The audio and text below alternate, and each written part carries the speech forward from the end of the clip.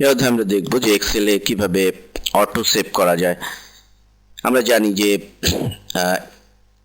এক্সেলে কাজ করার সময় আমরা যখন কাজ করতে থাকি, অত্যন্ত গুরুত্বপূর্ণ কাজ যখন আমাদের করার প্রয়োজন হয়, তখন অনেক সময় সেভ করার প্রয়োজন হয় না। সেক্ষেত্রে দেখা যায় যে আমি 2 ঘন্টা খেটে একটি কাজ দাঁড় করালাম, হঠাৎ বিদ্যুৎ চলে গেলো, সেক্ষেত্রে কিন্তু আমার 2 ঘন্টার শ্রমই নিষ্ফল হয়ে যাবে।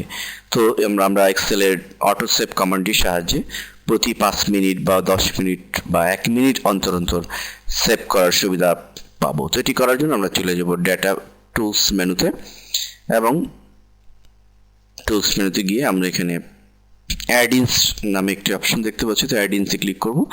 অ্যাড-ইনসে ক্লিক করার পর আমরা উপরে অটো সেভ নামে একটি অপশন দেখতে পাচ্ছি, তার বাম পাশে চেক বক্সে ক্লিক করব, দেন ওকে বাটনে ক্লিক। এখন আমরা পুনরায় টুলস মেনুতে চলে যাব। তাহলে আমরা অটো সেভ নামে একটি অপশন এখানে যোগ হয়েছে আমরা দেখতে পাচ্ছি। তো আমরা অটো সেভে ক্লিক করলে একটি ডায়ালগ বক্স আসবে, এবং যেখানে আমরা দেখতে পাচ্ছি যে 10 মিনিট ডিফল্ট রয়েছে অটোমেটিক সেভ, অর্থাৎ 10 মিনিট পর পর কম্পিউটার নিজেই সেভ করবে।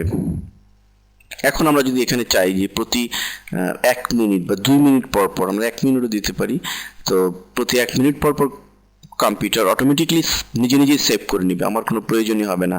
সেক্ষেত্রে আমরা 1 মিনিট দিয়ে ওকে বাটনে ক্লিক করব। এবং এখানে আরেকটি বিষয় হচ্ছে যে প্রম্পট বিফোর সেভিং।